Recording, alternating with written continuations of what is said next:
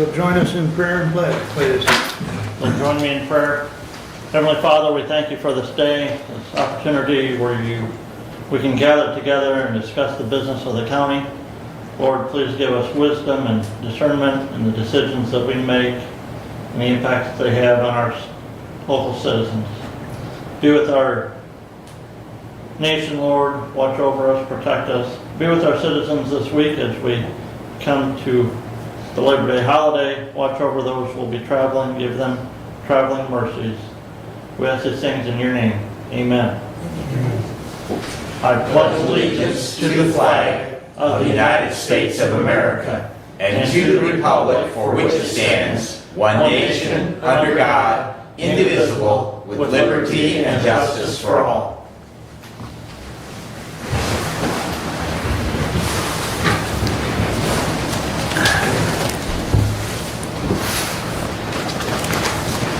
All right. We have our first call out to the public. A member of the public may address the board after receiving recognition from the chairperson and giving his or her name. Public comment shall be limited to a period set aside at each meeting for such purpose, and each speaker shall have the floor for no longer than 5 minutes unless the board grants an extension. Board of Commissioner Rules of Procedure and Bylaws 5.13, and we ask you to be respectful. Would anyone like to address the board at this time? Bob?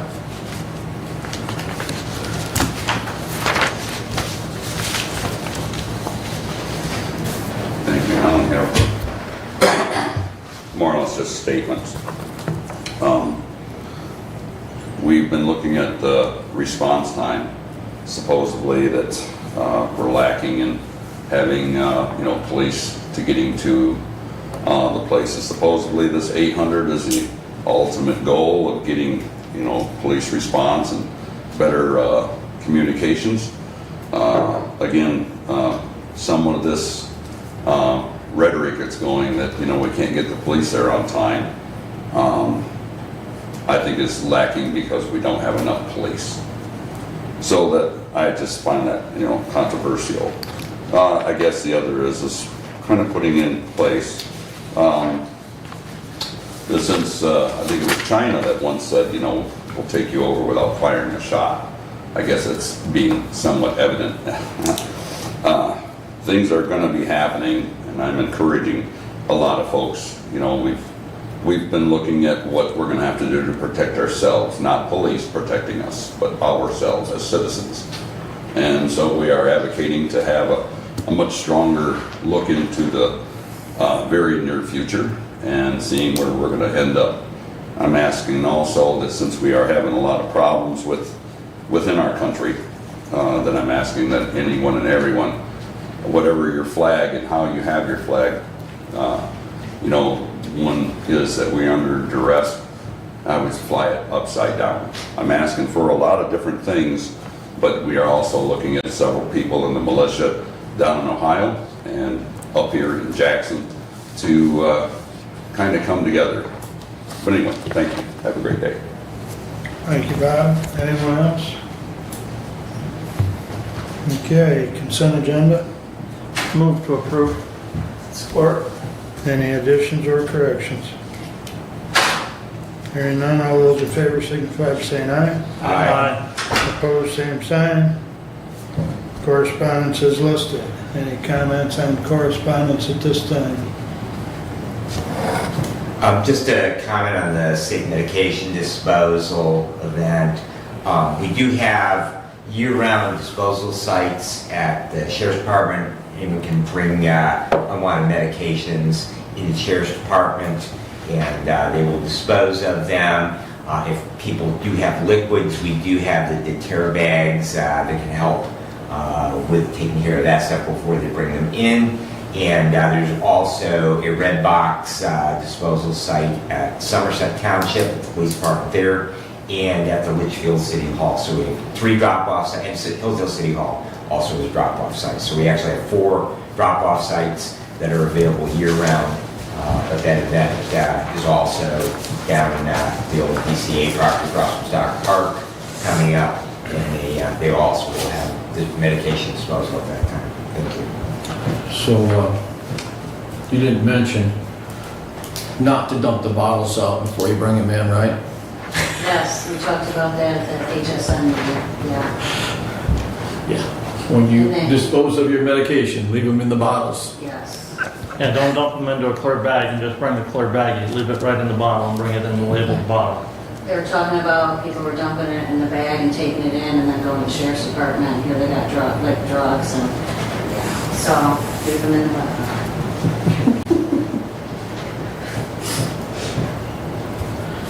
Okay, anything else on correspondence?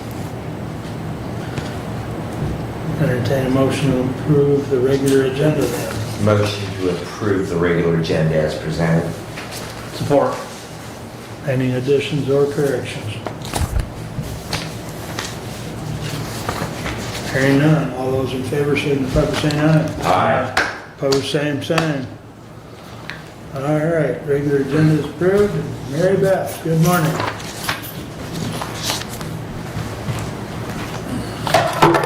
Good morning, Commissioners.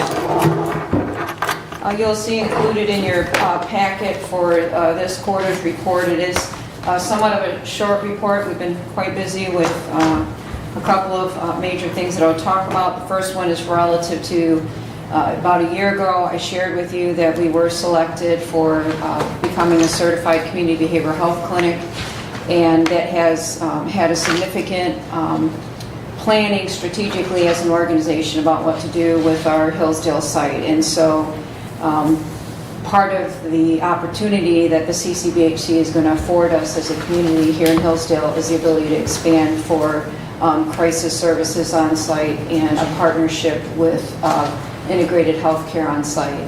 And so as I've shared before, and we've had discussions now for close to 2 years about the current facility, Lifeways has signed a purchase agreement relative to a piece of property, but we're doing our due diligence relative to the environmental testing and soil boring, and so we're kind of moving forward with that. Are not in a position until we've made the decision that the piece of property is going to work for us to publicly indicate where that is, but it is within the city of Hillsdale. We're hopeful that that will allow us to be able to truly have a facility that can deliver and expand services here in Hillsdale County. So we're excited about that, and you'll hear more as we move forward, but we're trying to move it along. The other thing that I shared was that I was looking at opportunities relative to financing this project, and one of the things I shared was that we did apply for both Senate appropriations as well as House appropriations. We did receive notice from Senator Stabenow's office that they are going to be, we were approved for $2.3 million to assist with this project here in Hillsdale, so that's very exciting because that's going to reduce the overall cost of the project for our community. And then secondly, we unfortunately did hear from Congressman Wahlberg that it was not, the House did not approve appropriation request. They're not contingent on each other, the House and the Senate, so we do have the opportunity, and he's encouraging us to apply again this winter. So I will do that, apply again for appropriations to assist us here in Hillsdale. So exciting to hear that we have that for this community, and we'll continue to move forward relative to meeting the needs for Hillsdale County in the building. So stay tuned. Hopefully the next time I'm here, I'll actually be able to share that where it is, and we've been able to move that forward. The other thing that I did want to share that I think is important for Hillsdale County is to know about the fact that we are and have applied for $1.7 million to assist with assisted outpatient treatment. And the grant dollars would allow us to partner with law enforcement and the courts and the community mental health to support individuals that are on assisted outpatient treatment orders. And that would be an important thing here for Hillsdale. It would cover both Hillsdale and Jackson. But we will know here probably, I would hope we would have heard by now, but they said at the end of August whether or not we were selected for that federal grant. The other thing, just to give an update on, as we continue to look at our opportunities for continuing to expand crisis services, the state of Michigan is piloting 2 crisis stabilization units. And what a crisis stabilization unit is where you have the ability to hold people involuntarily. So right now, as a community mental health, we have crisis services that we provide here in Hillsdale, and we have a crisis center in Jackson that we intend to build as part of our services in Hillsdale. We cannot hold people involuntarily.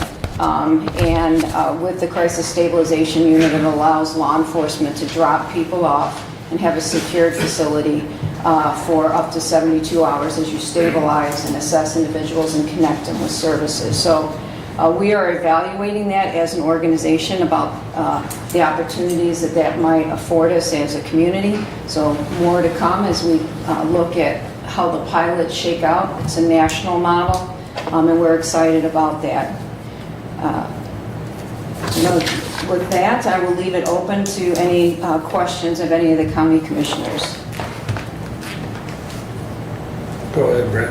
Maria, first of all, with your crisis stabilization and voluntary hold, will that only be law enforcement on a petition and serve, or would that also serve as a potential alternative destination for EMS? Oh, absolutely. I forgot. It will be an alternative destination for EMS. Absolutely. I just think about, sometimes it gets pretty crowded on Team 1, and so that definitely would be a great resource. Yeah.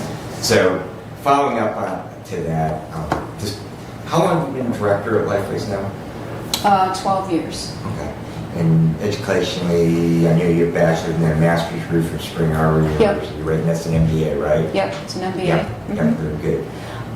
So I recall a few years ago, and I think Commissioner Wiley and I were involved in this, Lifeways and Jackson County and Hillsdale County had agreed to a reduction in the support level that the counties had put in. Lifeways at that point, originally when that agreement was created, that they were in a pretty good financial position, and so they agreed to a reduction. The Department of Community Mental Health came in. I don't know if it was an audit or how it was discovered, but basically that Jackson and Hillsdale County, they reduced their payments for a number of years. They were then required to pay back, that they were told statutorily that they had to pay that back along with a required support payment that they made. So what would the consequences be if a county of the 83 counties, and many counties like us, we partner, what would the consequences be to a county should they choose not to support community mental health within their county? Well, one, statutorily, they can't. The mental health code requires that the counties are responsible for providing your general fund dollars to make the local match, so that we utilize those dollars to serve individuals in the community who are underinsured or uninsured. The state would step in because you have a statutory obligation. They would step in and force the counties to make the contribution. So it's statutorily required. Okay, so what I'm hearing you say is we would be, if we were to not fund community health, we would be breaking the law. And Yeah, it would probably be, right. Then there would be some form of penalties, and the state would step in and force us to do Yeah. that. The example is what had happened that you referenced, and that was back in, don't quote me on the years, but it feels like it was around 2011, 2012, Yeah. when Lifeways was having a deficit, and when the state was when we had our audit and they were looking at what was the cause of the deficit, it was because of the fact that the counties and the community mental health entered into an arrangement in '97 to reduce that local match obligation, and then the state came in. We were able to agree on an amount, but they did require that both counties pay back relative to that. Thank you, Yeah. appreciate that. If I may, isn't that the amount the county's responsible for, isn't that per capita? Is that how it's based? No. No? It was established, and I was not involved at the time in 97 when they determined each county's local match obligation. I don't know the formula and how they determined that, but it's been frozen at that amount since 97. Since we became an authority, it froze it. Thank you. And that contribution amount, Mary Beth, is that statutory amount. My brain just left me. 200. It's 194, I believe. 194,000, yeah, right. 194,000. Yes, that's correct. And starting this year, the county is using proceeds from the mental health millage, just like Jackson County has been since they passed the mental health millage, to meet that statutory obligation figure. We're also using that, this is the last year that we have that payback payment to Lifeways, and we're using the proceeds from that mental health millage to meet that payback obligation as well. So if we weren't using the proceeds from the millage for that statutory obligation and that payback obligation, we would have less funding available in the general fund for other expenses of the county. Any other questions or comments from Mary Beth? So Mary Beth, you said you received word from Senator Stevenow's office that they're going to put forward your request for funding.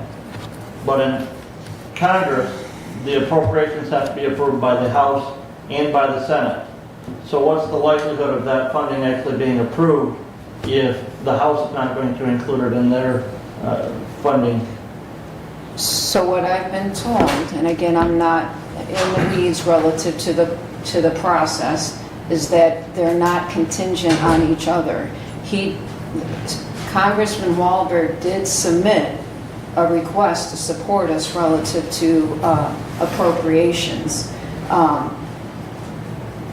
I've been told we're still going to be receiving the 2.3 from the Senate, and I have an opportunity to reapply for support from the House.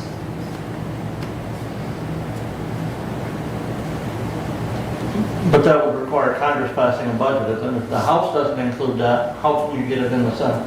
Because it's the two houses of Congress have to concur on that Appropriations Act. I'll have to look into your question, okay? Because what I've been told is that we would still be receiving, it wasn't contingent on the House. Okay. You said that you've obtained a purchase agreement on property? Yes, So you guys are discussing that at your Lifeways board meeting now? that's correct. Are you discussing that in open forum? Yes.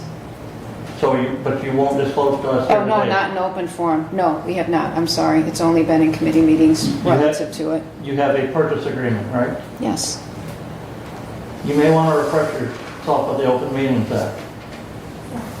You cannot discuss in closed session purchase of real property once you have obtained a purchase agreement.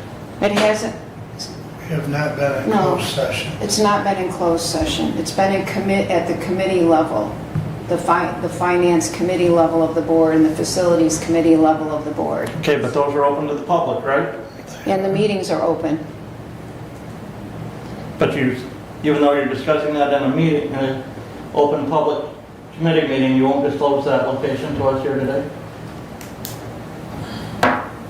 We didn't disclose the actual piece of property. We disclosed the ability for us to pursue. We have not purchased the actual piece of property. you They have gave, You have obtained a purchase agreement, It's a purchase option. right. okay? But we have the ability, it's contingent on the due diligence relative to the piece of property. We have not, purchased the property. We are Okay. moving forward with doing the due diligence necessary for us to be able to say, will this piece of property work for Lifeways. So the due diligence around the environmental testing and doing the soil boring and looking at the actual site drawing of the potential property, that's all occurring. Once all that has come back and we as a board make the decision that yes, this piece of property is going to be doable, at that point in time, we will make formal public notice about what that piece of property is. But there is a request relative to the seller as well, relative to selling that piece of land. Purchase option, I believe, Mary Beth, if I remember correctly, we've got 6 months to do our due diligence. Yes, that's correct.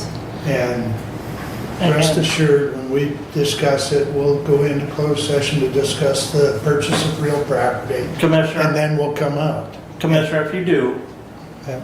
I believe you'll be violating Section 8 of the Open Meetings Act because you can consider the purchase of or lease a real property up to the time an option to purchase or lease that real property is obtained. So if you already have an option to purchase, it's public knowledge. It should be disclosed. I don't understand why you're so, I think the people, we as taxpayers are funding Lifeways. We, there's nothing wrote in stone on this because of the 6-month option on this, because of the due diligence. It's not a purchase agreement, Brent. but it's an option to purchase. Yeah.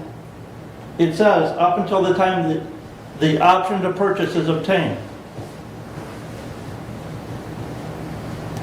We can check with legal Well, counsel. yes. Earlier this month, we had a constituent send communication regarding notification that they had that somebody had been rejected for service from Lifeways. We don't know all the details, and because we don't have a name for you guys to even go and research that to get the facts on that. You did not get my email on that? I did, just a minute. Okay. I have a high deductible health plan. If I came into Lifeways for services and I haven't met my deductible, what would I have to do for Lifeways to provide me services? Would I have to meet my deductible first? You would have to meet your deductible first, yes. Okay. Because you cannot use taxpayer dollars to supplant a benefit that somebody has privately. Okay. And again, we don't have all the details on That's correct. this case, and so, it's very possible somebody has health insurance, which the communication that we had indicated, just because they go to Lifeways can't necessarily help them because there's other avenues for them to receive that assistance for mental health care. So, Doesn't mean we would not assess them when they were in crisis and coordinate and get them to where they need to be, okay? I want you to hear that. I mean, Yeah. we would absolutely and do refer them that. to a That's correct. practitioner that could. That's correct. Yes, yep, so, Yep. and again, thank you for, for the follow-up on that. Mhm. Unfortunately, we couldn't get all the details, for more Yeah. information, but, The email I sent to you, and if you didn't get it, I'll be happy to send it again, but Shannon put in a lot of hours and she was able to narrow it down and follow up, and the individual in question was referred to a provider, and then there was a further follow-up that the individual did go to an appointment, so, yeah. It- But again, just because they go to Lifeways, their hands are tied because of some of that tax funding that if you have health insurance, you need to use your health insurance first. But keep in mind, Lifeways also uses an array of providers. So just because they didn't receive services right physically at Lifeways doesn't mean they didn't Yeah. receive service. Yep, I understand that, and So, okay, thank you. anything else? Thank you so much for coming, Mary Beth. Thank you. And I'll look into that issue. Okay. Yep. All right. Mary Beth was our only standing order this morning, so moving right along, we'll take up Budget Committee report from Brent. Okay. Well, first of all, in communication today, there was a notice of their review of drainage districts from the drain commissioner. Document contained 100 and some pages, if memory serves me correct. That event is happening right now as we speak out at the MSU Extension office on Care Drive. What's happening here, what the Drain Commissioner has done is work with their engineering firm to go and reevaluate a listed of drainage districts and to redetermine where properties should be at as far as with elevation and water flow, what drainage district they should be in, if they should be in one or not. A lot of these drainage districts that were under review were also inter-county drainage districts with Lenawee County. So all of the inter-county drainage districts with Lenawee County are going through this review process right now. The Hillsdale County meeting for residents in those drainage districts to come in and question that or talk to the drain commissioners today. Lenawee County meeting, which will be a separate day for the residents of Lenawee County, I believe is coming up in September, and that'll be for residents over in Lenawee County. All of the residents affected in that those drainage districts received notice of that meeting today out at the MSU Extension office. And again, it's something that the Drain Commissioner has been working on for years now, trying to get those drainage districts updated. Many years ago, when some of those drainage districts were established, they just took the entire property description and included it in a drainage district, even though a hill in the middle of that property may have split the watershed for that parcel into two different watersheds. So that's what they're coming back and doing now, is making sure that that area goes into the right drainage district for the water flow. The other thing that the Drain Commissioner will be doing as a part of this process now going forward is making sure that any easement that is required for a county drain is recorded in the Register of Deeds office. Many of the old drainage districts did not have recorded easements in the Register of Deeds office. So he will be working on that process. He wanted to let us know that because of some of that work that there may be a higher assessment done this year on the drainage districts that are impacted, but it's, work that once it's done won't need to be updated in the future.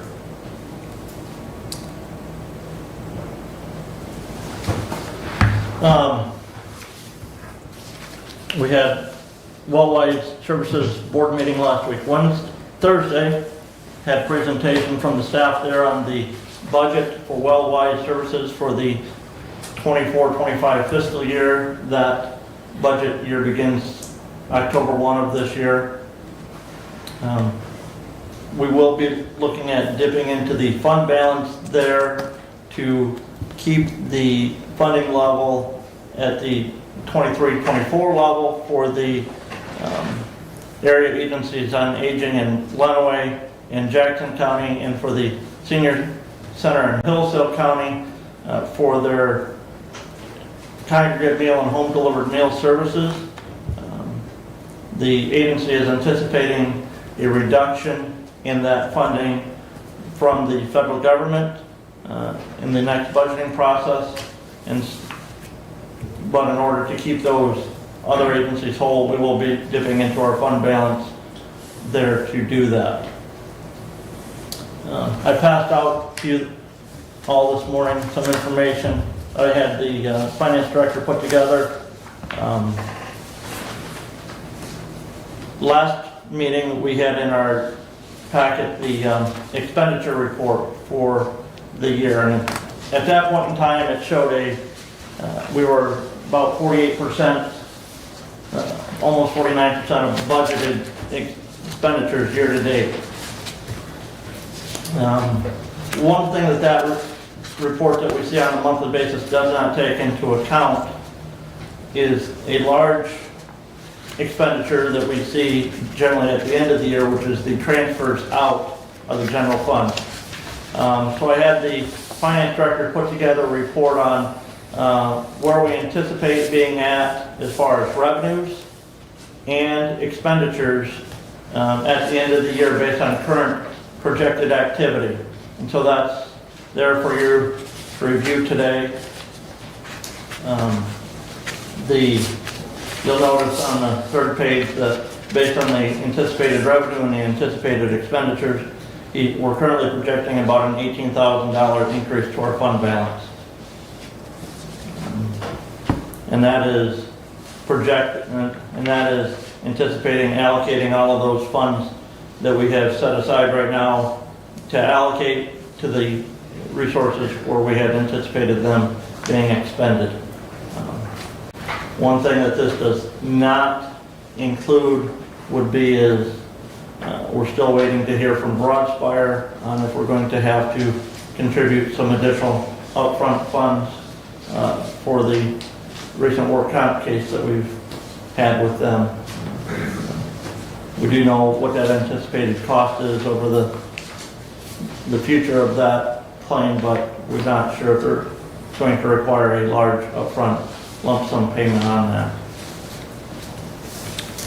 So, if I'm hearing you correctly, and please correct me if I'm wrong, the total appropriations number on page 3,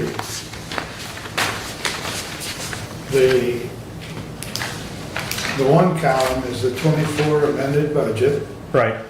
The other one is the 24 projected activity. And that's with those year-end transfers that you're referring, correct? Correct. So that shows that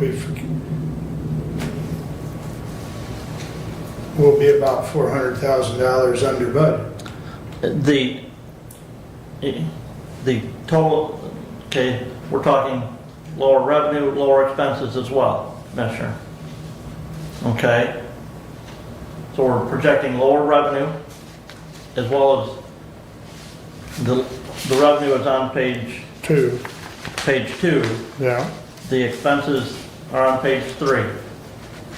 You'll see that the net of revenue over expenses is that line there.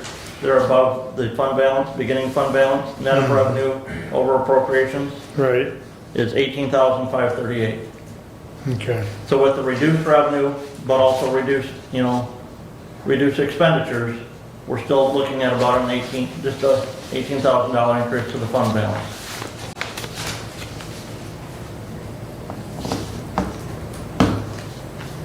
Okay. Okay, and again, just because, let's say, we get that monthly report from the finance director, it says we're, 58% of the year passed, we've only expended 49% of our anticipated appropriations year to date. That's because many of those transfers out occur, as journal entries at the end of the year. So those are not reflected in that. Also, I gave out a handout that is a page from our audit from this year, and it was on page 32 of the audit report. After our last meeting, I had a constituent ask me, why is Hillsdale County giving out tax incentives and not collecting tax revenue? Apparently they had read an article somewhere indicating that the county had foregone collecting almost $42,000 in tax revenue, which, as we know, that is clearly not the case. We at this body don't have any authority to enter into any tax abatements with any entity. We're showing our audit report those industrial facility tax exemptions that have been entered into by local cities or townships or villages, and because those local units of government have entered into those agreements. We at the county level see a reduction in our general fund property tax revenue because of that. And that report that's on page 32 of the audit, unfortunately, the wording at the top is not necessarily correct because it says the county of Hillsdale entered into certain agreements. And again, the county did not enter into any of those agreements. But that was written by the auditor. The county, huh? That's the result. Right, it's as the result of agreements entered into by the city of Jonesville. The one I'm not sure if it's the city of Litchfield or Reading, because the Andersons is in Litchfield and Reading. City of Hillsdale. I'm gonna guess the village of North Adams, could be Adams Township. Pittsford Township is one of those. Somerset Township has one. But because of those agreements, we at the county saw in 2023, $41,533 reduction in our general fund property tax revenue.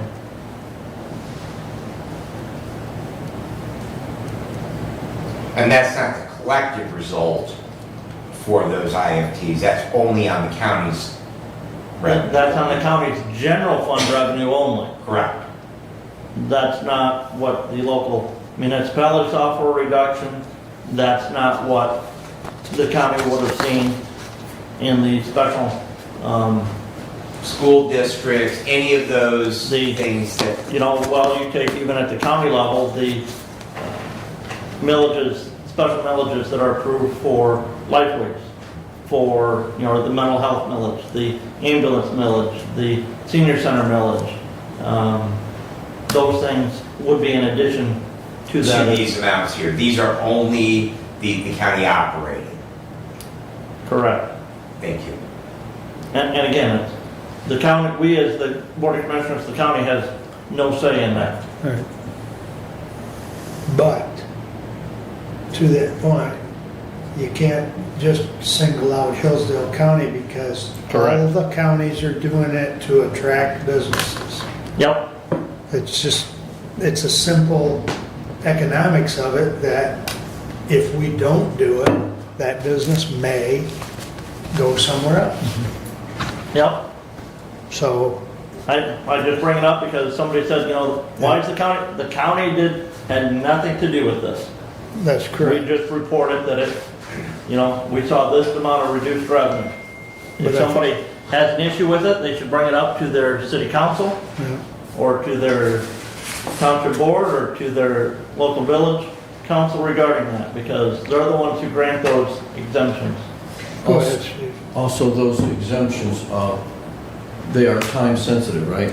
Each one of them has their own time frame that they gotta be looked at either annually or I every don't 2 believe- years or something like that. I don't believe they have to be looked at annually, Commissioner. I believe that once those are granted, they're granted for a certain period of time. Yeah, Right. a certain block of Okay. time on every You one. know, and it could be, what's not reported in here is the city of Hillsdale has some neighborhood enterprise zone development where people are building or remodeling houses in those enterprise zones and they get a certain 10 or 15-year tax abatement Right. reduction because of that. This just shows the industrial facility tax. This report, nothing in the audit report as well shows reduced county revenue because of any of the local municipalities entering into those neighborhood enterprise zones agreements where somebody receives a reduction in their property taxes for 10, 12, 15 years, however long those local units of government grant that reduction for. And some of those are granted because factories and businesses may be adding on to or upgrading. Correct. whatever, So they get Yeah. an abatement because it's gonna be an upgrade to that facility which is reflected in workmanship and hiring and that kind of thing, so, yeah. All right. Okay. All right.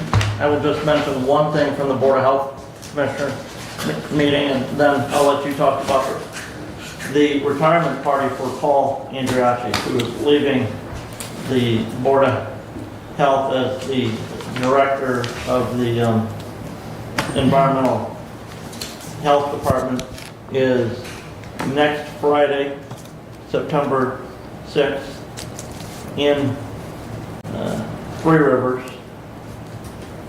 Was that from 1 to 3? I think it was from 1 to 3.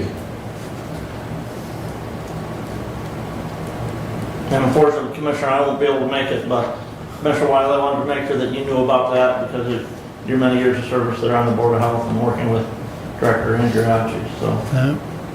mm. Why couldn't they do it in cold water? Three Rivers is a hike.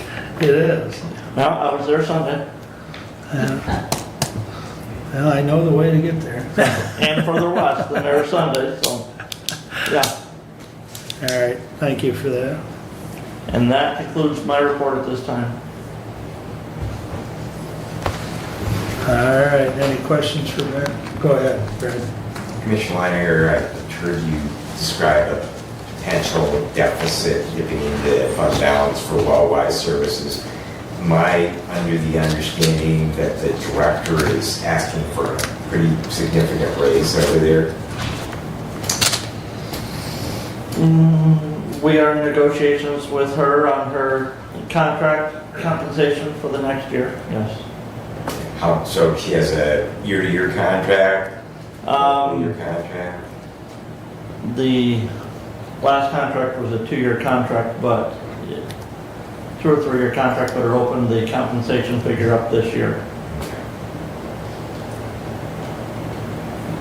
And we have a executive committee meeting on Thursday to review that and decide where we're going with that.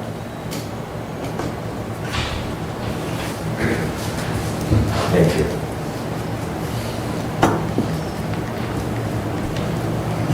Okay. Anything else? Guess I'm up, huh? Yep. Your turn. Okay, on the 19th, last Monday, I had a Board of Health Finance Committee meeting, and we forwarded to the full board the kindergarten oral health assessment program. We also forwarded the medical director's contract, which is up.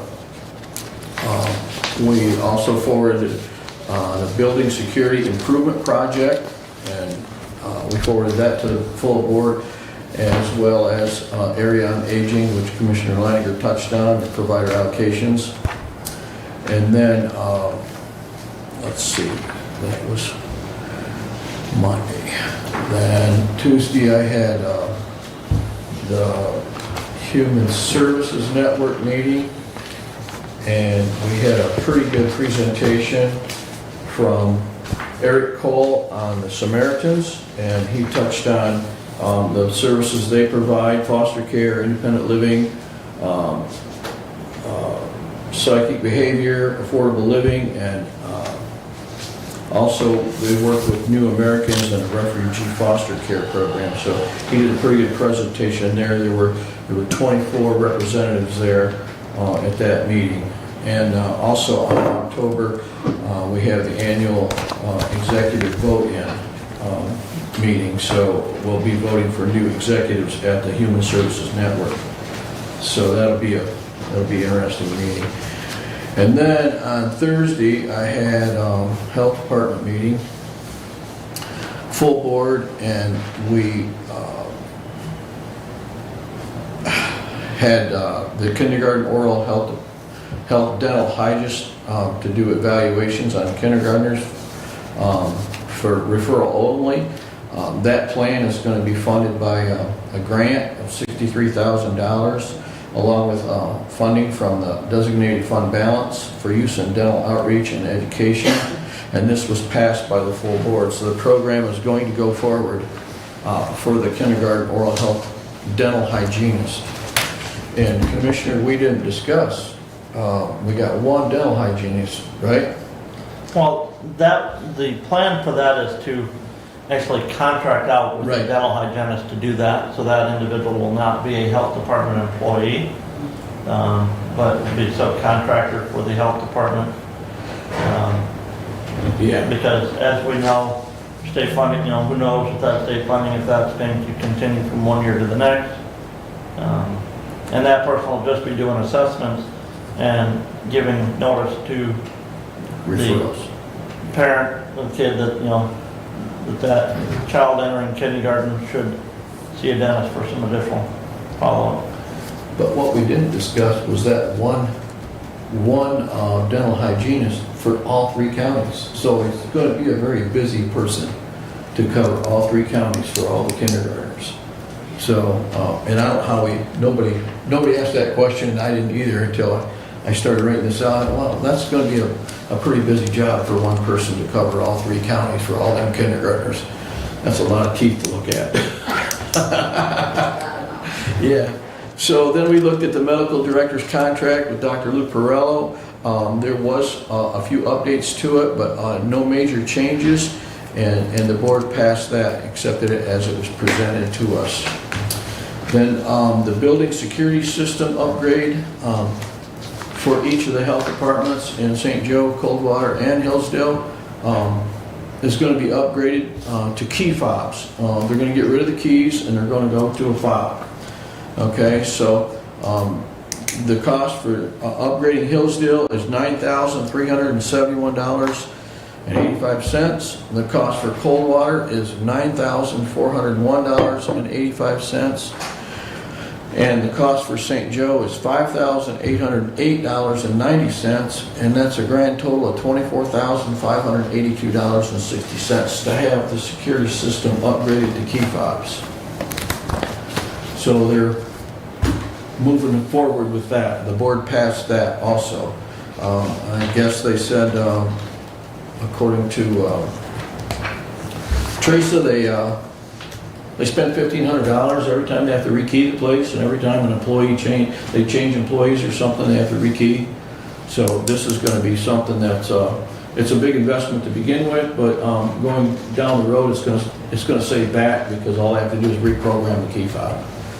So that'll be an interesting change. And for the most part, their buildings are set up for key fobs now, but they're going to be upgrading some of those exterior readers, and they'll actually be, the key thing at the Hillsdale office is the MSU extension area will now be upgraded to a key fob. Yeah. Where in the past that has just been keyed. Right. And I presume the dental clinic will be a key fob as well. Yeah. And this afternoon I have senior center meeting at 3 o'clock, and then on Thursday I'll have community action agency. And that's it for me. Any questions for Steve? Brad? Commissioner, at Human Services Network, does the warming shelter, are they a participant? The one that's over here at Soho Church, they're seasonal. I was just curious if they are a participant, if there's been any discussion as to if they are planning on opening up again. I believe they normally open up in October. And They are part of the Human Services Network, but I have not had any information on whether they're going to open in October or not. I haven't heard anything yet. They are represented in the meeting, but no one asked that question and they Okay. didn't speak on that either. that's a question that I get, somewhat regularly. There's some concern at one point about if they're going to remain in that location. It's the second place they've been. They had a multi-year agreement, but so as we are starting to make that slide over the hill into fall, that having that service available to the homeless population of the county is a very valuable service that they offer, a place where you get clothes washed, Right. hygiene, I've not heard that there's gonna be a different location. Okay. We can ask at the next one. Thank you. Yeah, that'd be Yeah, great. We could I haven't maybe heard hear anything. about that in September, so we can, as we go through our meetings, Coming into fall. right, coming in the fall, we can get that information out. Good question, but with heat indexes in the hundreds, probably nobody's thinking about it. Like I say, you know, this is the unofficial end of summer this weekend, and then we start that slow descent. Today, and, you know, the next few days, people are not thinking about needing warming centers, they're thinking about needing cooling centers. Yeah. Where to go to get cooled off. Do that. Or water, you know. Is the senior center going to be open any additional hours?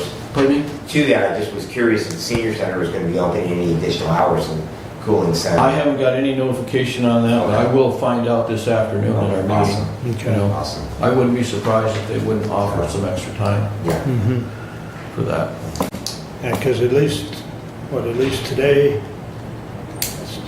today and tomorrow, Thursday's supposed to kind of start to Right. calm down a little bit as far as the heat index. 107 today, Of heat index. heat index.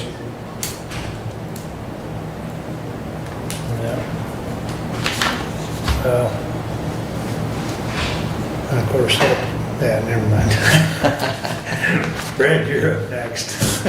All righty, thank you very, very much. I will start right out with my action item, 24088. The Honorable Board of Commissioners, we authorize Chairman of the Board of Commissioners, Mark E. Wiley, to sign the MIDC, which is the Michigan Indigent Defense Commission Public Defender Administrator Services Contract from October 1, 2024 through September 30, 2026, and I would move for adoption. Support. Thank you. So this is basically a routine thing we've done for several years now. Kim Berger will continue on. You have a copy of the contract attached. The one big change is that this is a 2-year contract rather than a 1-year contract. So it just simply means that and I'd like to add that there's a significant amount of oversight in the contract, the language from MIDC, and Ms. Berger works very closely with them in that regard. So it's a negotiated amount. The county, basically, by entering into these agreements, like all the counties have done, that we have a protected amount that our county expense will not go up. The state makes up the difference in that bunch of money that is paid for those services. But basically, the big change from the past is the fact that this is a 2-year rather than a 1-year contract. Commissioner, I would also highlight that this contract also includes about a 12% increase over last year's administrative contract. And so it's not just a 2-year contract, it's also a 12% increase over last year's contract. And I question why we're going to 2 years and why we're giving the 12% increase. You just questioned me on, well, why is executive director requesting a sizable wage increase? Why are we, last year we adopted a wage schedule and then we added an inflationary factor to that. We're looking at an inflationary factor probably for next year as well. Nowhere near 12%. Why 12%? And why 2 years? Again, the amount that the county pays is capped. Yes, there is an amount that is negotiated, but that is an amount that is negotiated between Ms. Berger and the Indigent Defense Commission. We as a county are not involved in that negotiation of that amount. That is a back and forth between Ms. Berger's office and the Indigent Defense Commission. Yes, we can choose not to agree to it. However, this is the amount that she has negotiated with them. They are agreeable. I understand completely it is our money as taxpayers in the state of Michigan. However, it is through the Indigent Defense Commission that 12% is coming, not out of the county general fund.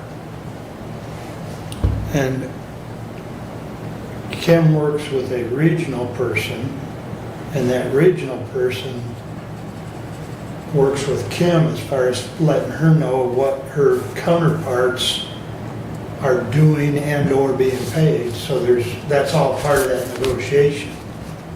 So, This contract is not agreed to by Michigan Incident Defense. This contract is agreed to by Hillsdale County.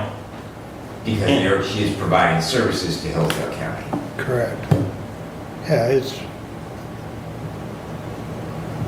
well, the indigent defense gets a copy of it because it's all part of the agreement, that the state has with the county. And according to this, Michigan Indigent Defense Commission is only contracting for 50 hours a month. Is that right? Attorney bills are next. What section are you on, please? Page 2, compensation, section 13. I may have to look here. Give me 1 second. It looks like my printer did not print page 2, so. That's all the contract is for, is 50 hours per month. Right. And if they work more than 50 hours a month, there's additional compensation on top of that.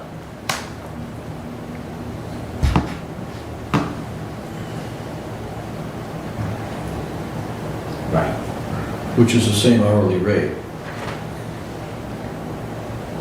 There's a monthly amount, and it's based on an average of $50 a month, but then, yes, there is, the amount exceeds the 50 hours per month, the rate of $150 per hour, per the compliance plan accepted and approved by MIDC.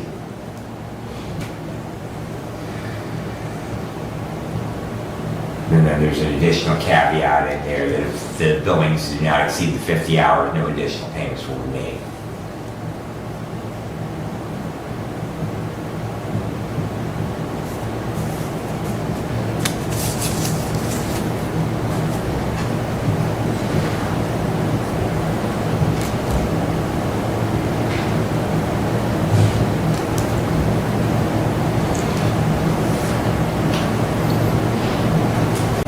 Further discussion? Questions?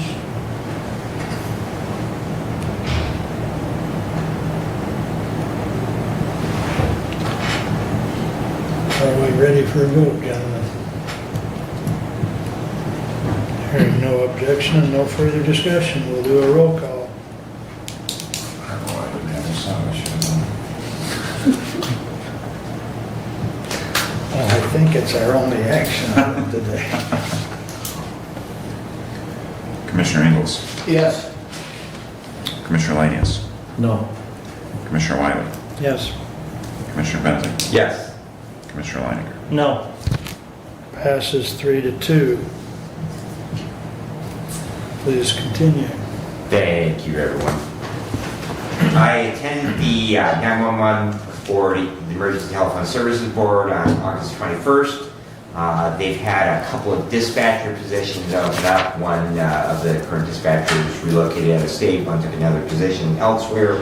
However, they have 2 excellent candidates. One is an individual with previous dispatch center experience that is relocated to our area, and they are fairly confident that they will be able to quickly fill those, which is a big change from even as close as a year ago, where we sorted through a lot of people. So, but they do feel they've got a couple of really good applicants here.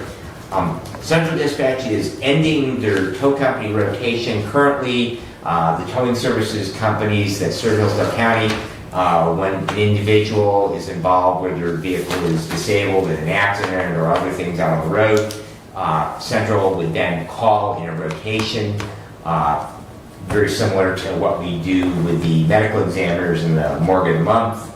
They would go through a rotation. As to the towing company, it would be up unless the owner of that vehicle specified. They were always given the first choice of the person that they would want to tow, but if they didn't have a preference, they were from the area they didn't know. That is evidently not a common practice using that rotation and method, and so they are going to end that policy beginning next month.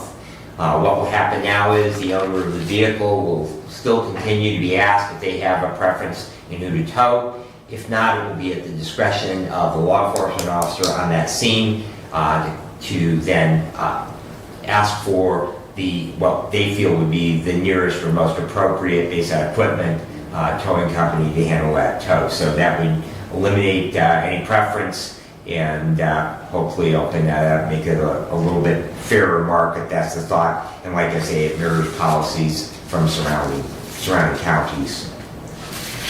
Mark and I are going to be meeting later on today. Following our meeting, we're going to go over commission budget. We also have some reclassification requests that we'll be reviewing. Once we look at those, we will then send those on either with saying that yes, we do support the request, we modify anything from that, or we say no, they will then go on to budget. That is part of the budgeting process this year that we instituted following our reclassification study a year ago. Mr. Klein stepped back in. Just in from the district, Amboy, Ransom, and Woodbridge Townships all continue to report frustrations either in timeliness or in the ability to get road projects completed. I know in particular Amboy, they've got a road millage down there that is sitting in the bank. They would really, really like to get it spent, and they are hoping to be able to get some of that work done before the end of the construction season this year. North Adams is in the process of paving some of their local streets. I reported earlier they were planning on doing that, and in my last pass through the village of North Adams, they had the side streets there, they were getting that blacktop down. Medical control is scheduled to meet on September the 5th. I am registered to attend the Digital Government Summit in Lansing on September the 25th, and that is at no cost to the county. I cover my mileage, and there's no registration cost for that event. I've attended in the past. There's a lot of good information on issues that affect local government. And Commissioner Ingalls, if you would be interested, I would be happy to forward that link along to you as well. Like I say, there's some good breakout sessions when I've attended in the past, and I know that I've always been able to come away. And today, as we move towards the Labor Day weekend, which marks the unofficial end of summer, Commissioner Lanius, I'm glad that you got the memo that this is our tropical shirt meeting as we move in back to that tie-type weather as we move towards fall. And I, for one, wish October was about 6 months long, so I am anxiously awaiting fall and all that goes along with that. And that concludes my report unless you have questions for me. Thank you. I'm just glad I didn't have a green one.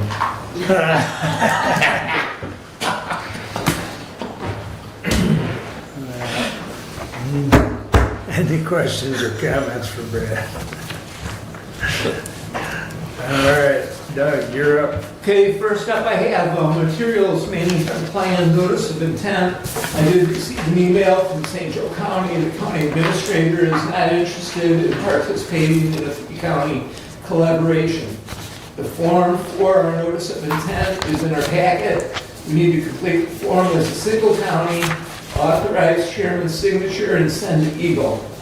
And then in addition, today I have included a handout for the timeline with the number of days and the requirements moving forward that we will need to comply with. Any comments or questions or suggestions regarding the notice of intent are welcome. Brad? I guess my comment is, Commissioner Ingalls, you're to be commended. I know that I kind of started the journey on this and then handed it off to you. You have done a great deal of work, attended a number of webinars, reached out, been great advocate for trying to find a partner. And I'm, if anything, not in you whatsoever, but just in our surrounding counties, I'm rather disappointed that they were unwilling to engage with us and benefit themselves, because for every county that participates, there's an extra 10 grand of money. So from a financial aspect, there certainly was an incentive for them to partner with us. I think really it has left us with no choice other than that we are going to have to go it alone. And it's going to be a great deal of work. I think that this is going to require the hiring of at least a part-time individual that is going to oversee it. It's not going to be just to write the plan, but it's going to be, because this is never going to go away. There's aspects of it that we are going to have to manage on a countywide basis. And so the good news is that we've got a really great asset in Jefferson Township who probably leads the way in how to manage both solid waste and recycling programs. So they've done an outstanding job. It's nice to have someone in the county with that experience, but I think that, you know, our only alternative at this point is that we are going to have to go on our own, because the worst possible case would be the state Eagle comes in and writes it for us. So I have a contact person in the county of Ypsilanti, and they have their materials management structure all in place, operational. And if you want, you and I can get together, we can take a ride up there and meet with that individual and take a look at their program and how their facility is all laid out, understanding they're a little larger than we are. However, the format that they're using may be very valuable to us to get started. It could be a good base plan to start with. If you would like to do that, well, just let me know, email, whatever, and I'll set that up. So the trick right now is that once we do the notice of intent, that kicks off, well, our timeline is already kicked off. We received an extension to August 31, but essentially it began already as of July 6th. And so we are on, the first window is 120 days to create and establish our designated planning agency. And then after that, Eagle approves within 180 days. So this timeline is in motion right now. And as Commissioner Benzing has indicated, the workload now is about to begin. Right. And it's more than any one of us, two of us, five of us, as Board of Commissioners are capable of realistically accomplishing. And so while we submit our form of notice of intent, the real question is, how do you want to proceed?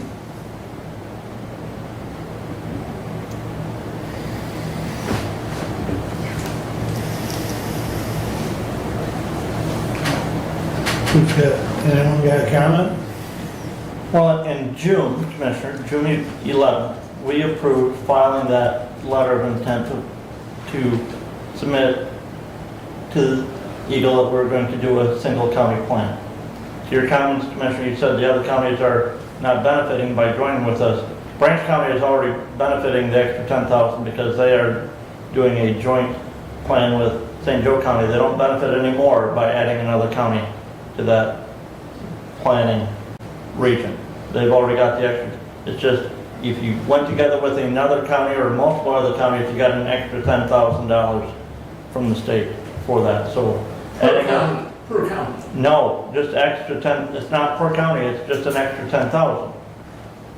But they would have leveraged our dollars as well, that it would have, our money would have gone in the pot. We get $60,000 a year for 3 years, and so they right now have 120 with 2 counties, they have 180 with 3 counties. And the work to write a plan, whether it's for 1 county, 2 counties, or 3 counties, is essentially the same. It's just And they're- so regardless, that's not an option. Right, that's not an option. So, you know, the notice of intent should be filed. We don't need any further action. We've already taken action, authorized that. Correct. We did that in June. Correct. That should, to me, that should be filed already. But then we need to designate who we're going to use as our designated planning agency. Are we going to use our material management plan committee to do that, or are we going to contract out with an agency to do that? I do believe we had heard some numbers from Region 2 area. Region 2 planning Commission, when they were here, had given us, quoted some rough numbers as to what they would charge to write that material management plan. Do we need to look at that? Look at contracting that cost out, getting the plan written, and then worry about the implementation of it once that's done. But I would truly say, we created the material management committee many months ago.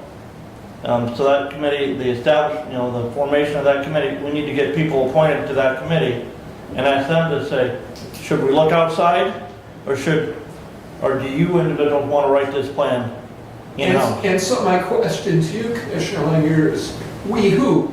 We you? We me? We who is going to accomplish these steps that you're suggesting? We as a body need to come up with the names of individuals to fill that committee. We need to refresh ourselves as to the individuals that are encompassed in that committee.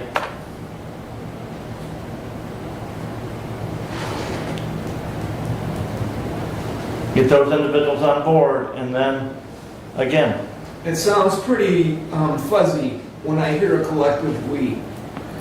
I gotta tell you that. I agree. Okay.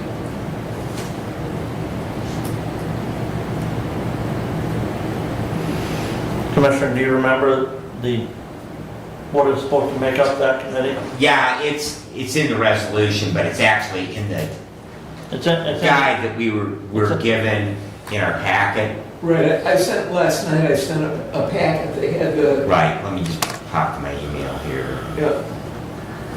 There's 11 spots, I believe.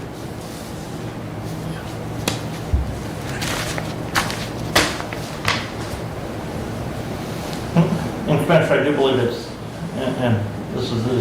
60,000 per county base. 60,000 for 3 years, and Per county then we get a 50 cent per capita in perpetuity, at least as long as the legislature doesn't change that. But, so we get, ongoing after that, about $23,000 a year, which I would argue is not nearly enough. I see this at an absolute minimum of a 20-hour week, ongoing forever, never goes away position. We have to create a county recycling guide, we have to monitor and oversee, just like our planning commission, the materials management committee is going to continue to have to meet on a periodic basis. I have not seen anything in the statute that says what that periodic basis is, but probably at least quarterly.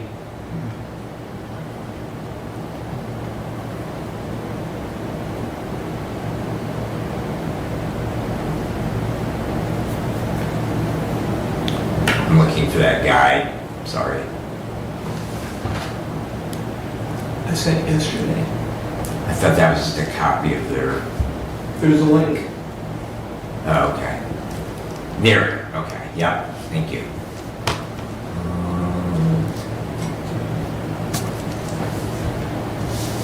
14.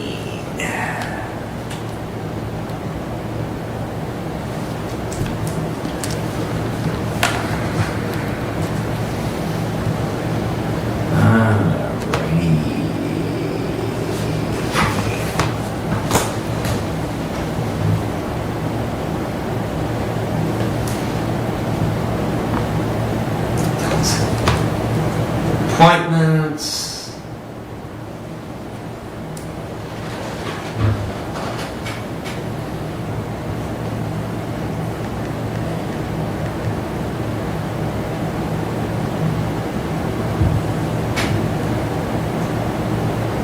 So is there 13 total member positions, I believe that's correct, yes. page 15? Is it 15? Okay, I didn't go far enough. Thank you. Oh, here you go.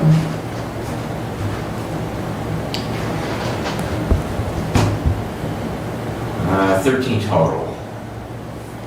Okay, so the member requirements: solid waste disposal facility operator, a representative of a hauler or managed materials, a material recovery facility operator, a composting facility or anaerobic digester operator, a waste diversion, reuse, or reduction facility operator, a representative of an environmental interest group that has members residing in the planning area, an elected official of the county, an elected official of the township, an elected official of the city or village, a representative of business that generates and manages material, and a representative of the regional planning agency whose territory includes the planning area.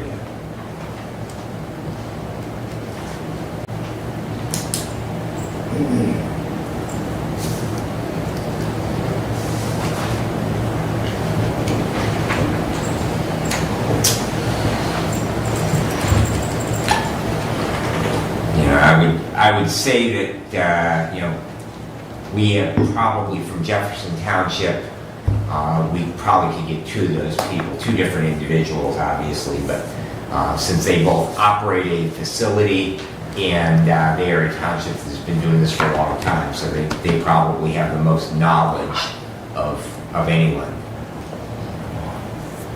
City of Hillsdale, that is, no longer owns the transfer station. They did sell it to LRS person.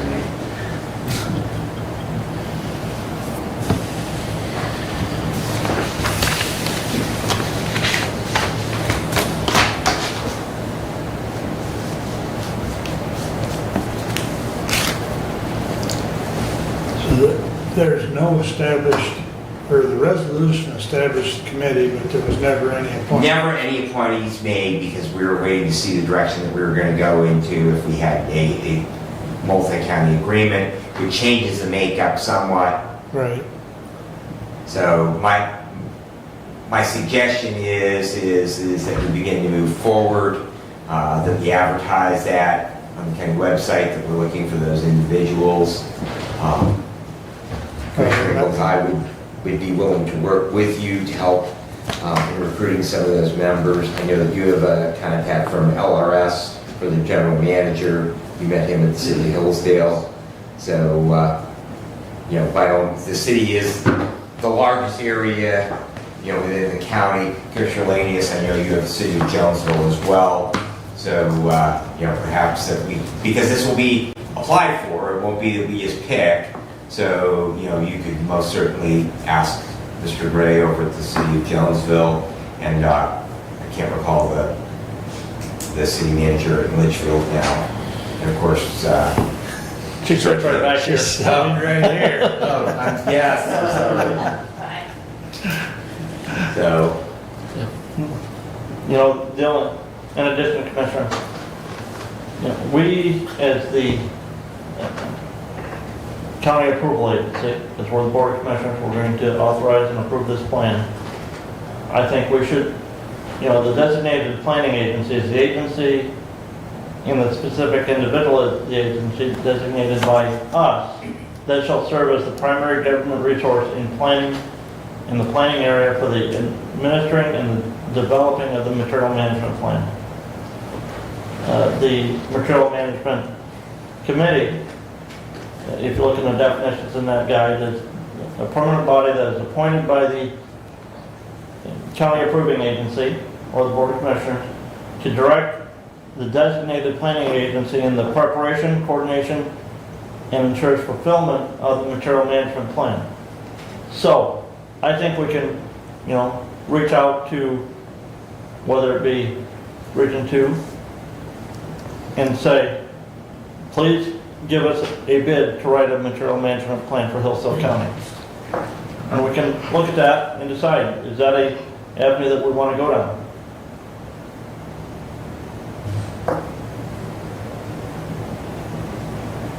do we need to do that, or do we need to publish a general notice that we're requesting bids? We are seeking, that would be, our procurement policy does not require us to seek bids when we're looking for professional services. I understand that, but would be best Because we just approved a contract that I don't recall ever seeing other bids submitted to be the incident defense administrator.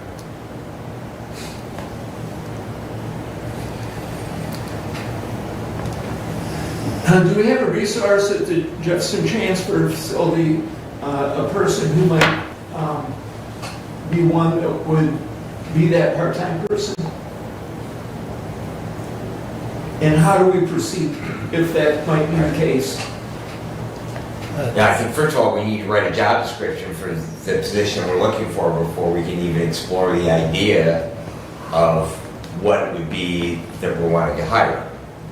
But I believe that there's been some discussion, the individual from Lenawee County is a part-time employee, but they live in Hillsdale County and they might be persuaded, unless they have other obligations, and that's why they're a part-time employee Yeah. as it is right now, but they might be interested. There, are some other individuals as well.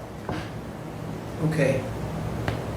But I think our first step before we even begin to talk about it is we need to identify what it is exactly we're looking for from that individual. So two things. One, we need to get the notice of intent signed.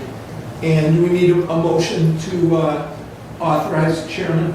The way I took our motion in June, I don't believe we do. Okay, so that form is in the, in our correspondence or in the packet. And perhaps Deputy Clerk can assist the chairman. And that would need to be set up by Friday, correct? Yeah. And, Our deadline is August 31, yes. yeah, So that would be point one, and point two of what we need to do immediately would be, Commissioner, you and I need to consult with what we're discussing right now and create a bit of an action plan. Okay, we're good. Okay, Happy to work with I you. think we're good for now. well, do you want to get with Nikki and get these positions posted so that you can start getting that committee? I think once Brad and I have a chance to talk, we'll know exactly what we need to do regarding Okay, that. that's fine, Yes. okay. Because some of them are going to self-select. No question. Your pool is not exactly overflowing with, Right. So I feel good at this moment yeah, to move forward. okay. Okay. All right. I'll move.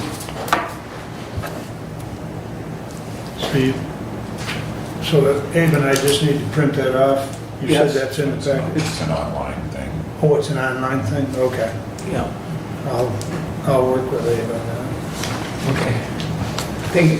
Thank you, gentlemen. My next item today is the resurfacing of Lewis Emery Park roads. At the request of the park's trustees, we have a contract that has a cost share plan with the road commission paying 50%, Hillsdale Township 25%, and Hillsdale County Parks trustees 25%. The dollar estimates are in your packet. If approved by the Board of Commissioners, the general fund dollars can be released from $30,000 that was designated as weed control that will not be spent in 2024. Additional dollars can come from the contingency fund and released to the Parks Fund. Trustees can then allocate for the road project. At the last and most recent Road Commission meeting on Thursday, timing was discussed on implementation of this project. If approved by the Board of Commissioners, the projected completion end of September or early October. So it's on the books to be completed yet this fall in the next few weeks. There was much discussion at the Road Commission, Parks trustees. Their conclusion and consensus was to pave. Handicap accessibility was part of the reasoning, as well as the long life that will be created of the side roads due to the low volume of traffic that will be on those paved roads. So, it's been discussed slightly previously at this meeting on what to do. It was decided to be delayed until after the audit came in. The audit is here. The money has been funded to the parks and being held. We can release that money to the parks trustees. They can spend it as they see fit for the roads at Lewis Emery Park. Questions and comments? Money's being held that you're talking about is the money that was designated Commissioner, we had set aside $30,000 for the weed control. for weed control at Yes. the park. I have been informed that some of that money for weed control has already been spent or In discussion allocated. with their chairman, Mr. Godfrey, it's very minimal. And I am under the knowledge that a park trustee met with members of the DNR out at the park today to see what they could continue to do on the ponds dealing with the weed control, and that individual is here today. In addition to that, you talk about releasing those funds to the park trustees. Part of the reason we set those funds aside was that the county was going to pay those funds directly. Because anything that we fund through the park trustees, the road commission takes 8% of as a fee for management. So I am not in favor of funding any more money through the park trustees as long as the road commission continues to take the 8% on that fee for management.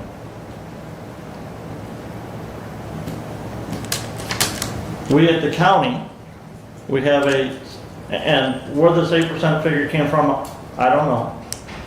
We at the county do a cost allocation plan every year for our federal grant funding that we get through the courts.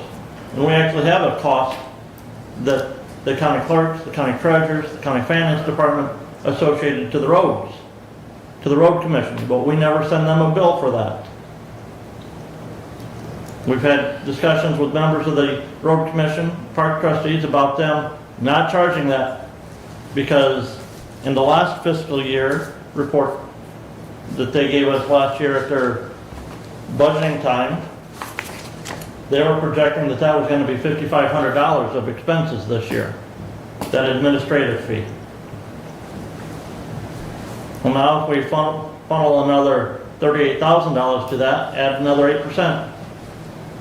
Take 8% of that for that administrative fee.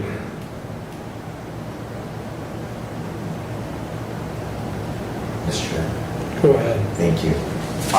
I'd like to speak directly to the admin fee. I've had some discussions with several of the park commissioners, the road commissioners, and that they are willing to say that the reason why they charge that 8% admin fee is their legal interpretation of the way that road dollars can be used. They only can be used for roads, and since they are providing the service of doing the administrative duties for the parks, which are not roads, that is the reason that they assess that 8% fee.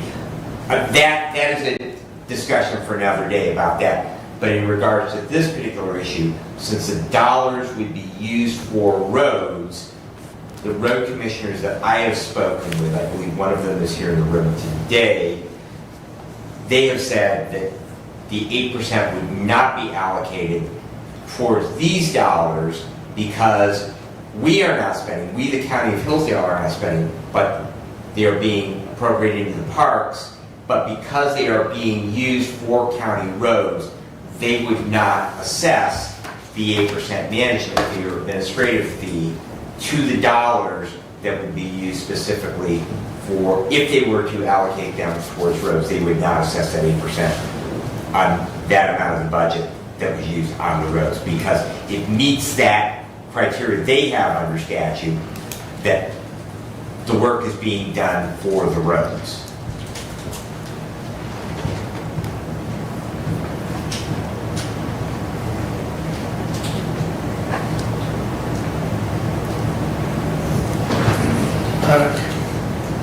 I'm not real keen on, I mean, discussion I had with Bob was that he'd be all right with moving the roads project into 25. We're late enough into the season and we can run it through the budget process.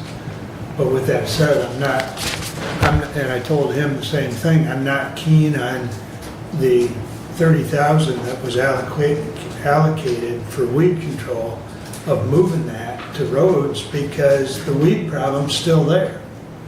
And you still gotta deal with it. So, in my mind, that $30,000 should be like a restricted fund and tagged for that weed problem, because it's not been solved, and it's not just gonna go away.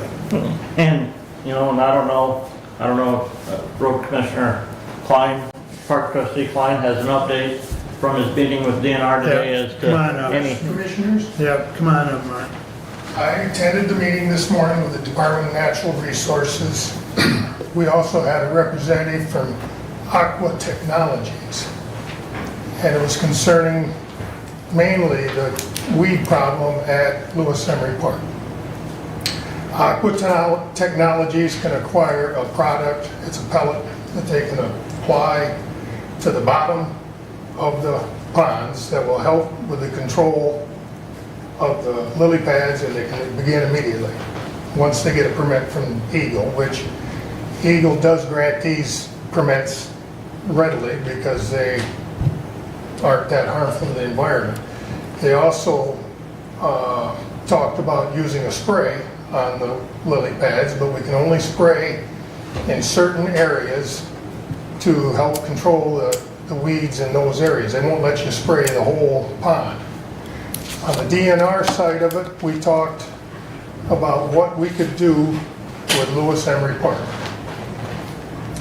In that, he recommended that we contact, or he is going to contact, the U.S. Fish and Wildlife Service.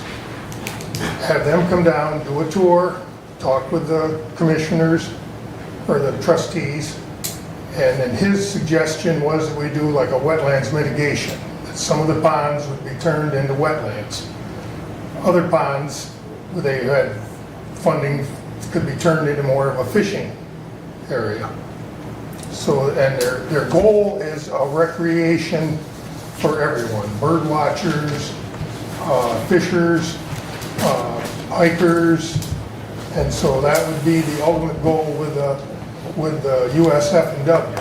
USF&W works with another branch of Eagle that is more easy to work with, let's put it that way. They're not as hard as the traditional Eagle, because the traditional Eagle looks at any type of dredging project similar to what goes on with mining, that you're removing all this soil, and so therefore you're disturbing the environment, where the other branch of Eagle, working with USF&W, they look at dredging as more of a way of improving the habitat for fishes. Now, we haven't had a meeting with USF&W, but I emphatically told the man, get a hold of them, get them down here so we can talk with them.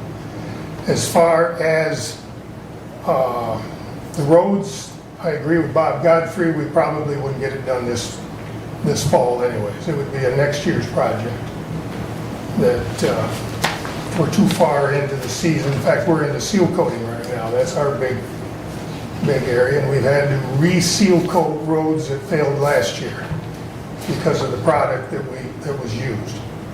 And so we're behind on that. We've got a maximum effort on that to get, because I think it was like 20 some miles of road that we have to re-seal coat. But that's my report. As far as what, this will be my recommendation at the Parks meeting, next meeting, is that we go ahead and contact USF&W. We haven't heard anything about the grant that Bruce Caswell was supposed to apply for. That may or may not. But USF&W looks promising. I won't guarantee anything, but as the guy from the DNR says, you come down, listen to them, make their recommendations. If it's something that, a goal that we could put for the park, yeah. If it's not, we go elsewhere. So, does anybody got any questions? I see one hand already. Thank you. I heard you talk about lily pads, but what I did not hear you talk about at all, which is actually more of a detriment, is Eurasian milfoil. That's the underwater, you don't see it at all, it's got a small leaf on it, a lot of stalks, and that stuff just clogs completely the waterway, and then because of the decay of that product, it deoxygenates the water, it restricts movement, it also makes fishing very, very difficult. So are any of the products that you're talking... My understanding is the pellets will help with that, but the pellets are a long-term product. It isn't you just throw it in there once. This is going to take up quite a little bit of the budget. So that Aqua Technology, do you know what their cost was? No, he did not have a total cost yet for me. I got his card. But, you know, to continue on, one thing I'm hearing is I appreciate the word of wetlands, because what we have to understand about those ponds out there, they are man-made creations. Yeah. And they are undergoing the natural process that every lake does. They, you know, so they are eutrophying. They're basically moving towards becoming swamp and eventually wetland. And so, you know, hearing, you know, the thought that perhaps the best outcome is concentrate resources, because we will never have enough money to dredge those ponds. I mean, we will never have enough money. Here's what Eagle, I found out. Eagle says, yeah, you can dredge, but you got to pay us $100,000. That $100,000 goes for large projects that Eagle are doing of wetland restoration. But going through U.S. Fish and Wildlife, we can do on-site mitigation, whereby we're handling it ourselves, and the money coming from the grant or the USF&W goes to restore fishing habitat in the ponds. We'll probably keep Pond 4, just from what he told me, Pond 4 and Pond 6, the one out by State Street. The rest of them will probably be transformed eventually into wetlands. So that's as it stands right now. Any other questions? Commissioner, those, I mean, there would be costs involved with the county and all of that, correct? That I don't have an answer for. It would be determined after we met with Fish and Wildlife and found out how much funding they do, or if we have to do like a match. But I don't have an answer for that question because we haven't met with them to find out whether they... Now I know on private place, like farms and that, you can call it U.S. Fish and Wildlife in, and they will establish a wetland habitat for wildlife. And my understanding was they paid the whole bill. But that was on private. This is different. This is a public park. So you mentioned the pellets. That's an ongoing thing, right? Correct. It's not like It's not one and done. one treatment. You're gonna do it like 3-4 times a year? At least, Okay. but it would be selective areas and selective ponds. What the man from Aqua Technology thought with Pond 6, there's starting to be actual islands of what you described in the middle. And he thought that that would be the best place to start with the pellets, to get that area opened up, so that if people did want to fish, they could maybe even use a boat to get out to there. But boats were prohibited. Well, So with the pellets, they're like 3-4 times a year then, right? probably. Did he give you any kind of an estimate on each treatment or anything like that? Nothing, huh? No, he said that the pricing was better the more you bought. Meaning, the more you buy, the cheaper it gets. Can't afford it. I'm hearing. Means it's too expensive. Well, by all means, let's get a lot of it then. Well, yeah, I understand that. I have found in dealing with this. Commissioner, we have $30,000 budgeted for that expense, so. Well, there you go. Well, I'm a farmer. I know about spending money, and I try to not spend as much as I can, so. But this is the first time we've met with this individual. He came recommended by both the DNR and Dock Brothers. So I take it at their expertise. Because Dock Brothers was the other company that you were talking to about. Yes, Dock Brothers were at the meeting too. They would probably be the ones that would be doing the spray. And they have to use an aquatic herbicide. They can't just go down here to TSC and buy a gallon of Roundup and start in.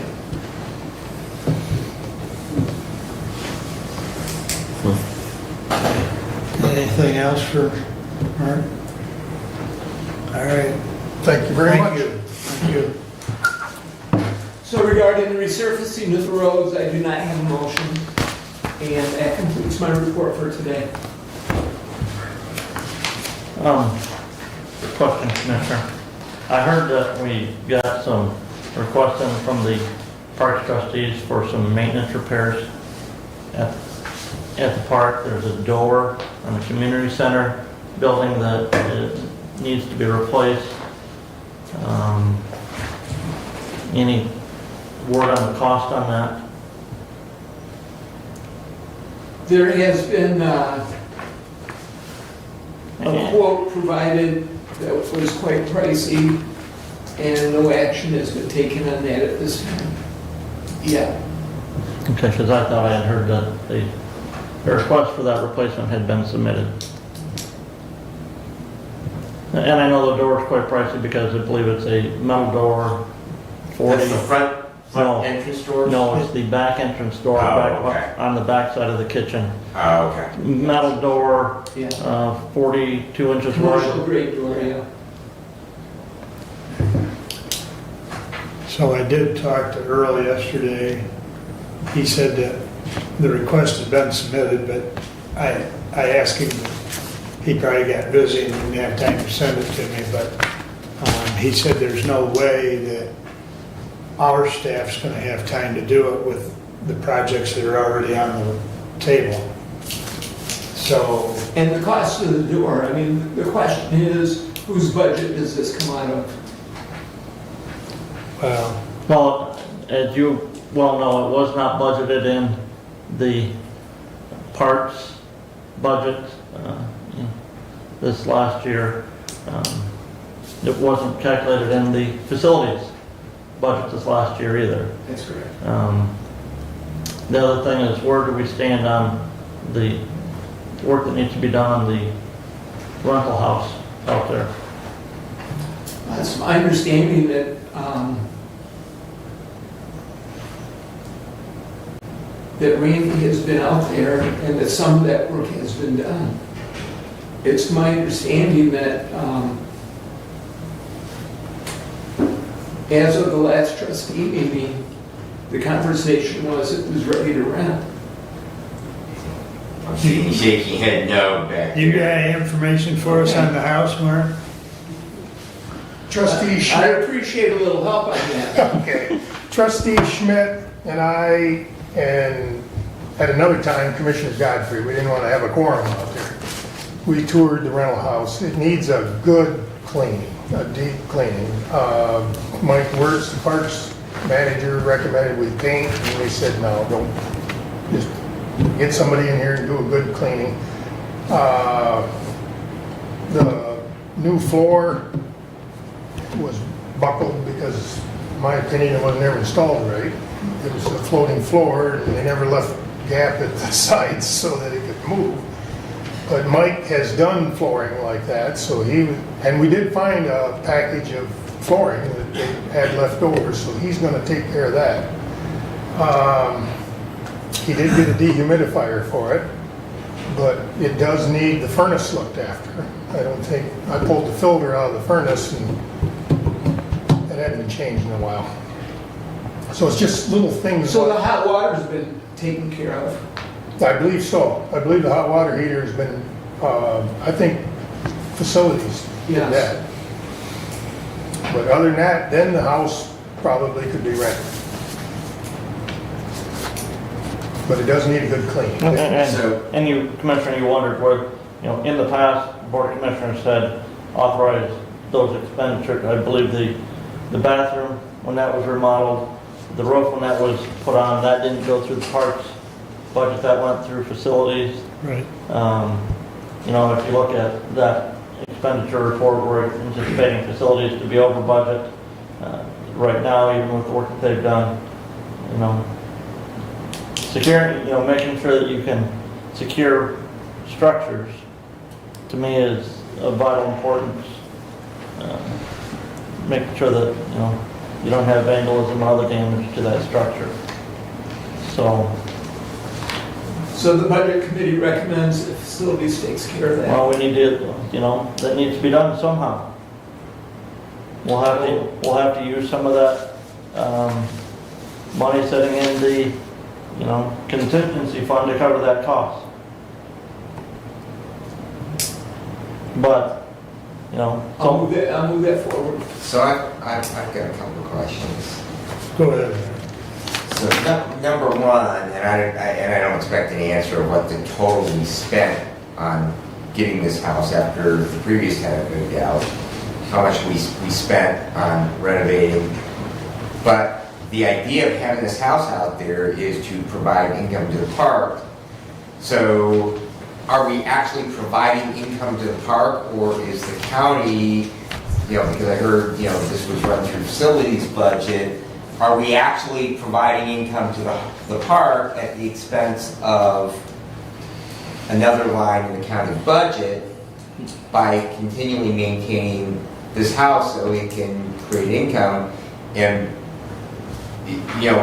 we as government are never really good at being landlords, so, is the best solution in the big picture, I keep coming back to, should we be renting this thing? Should we, continually maintaining the structure, putting money in from one pot of money to create revenue in another pot of money? So in other words, is this thing really cash flowing to the point where it actually is providing income?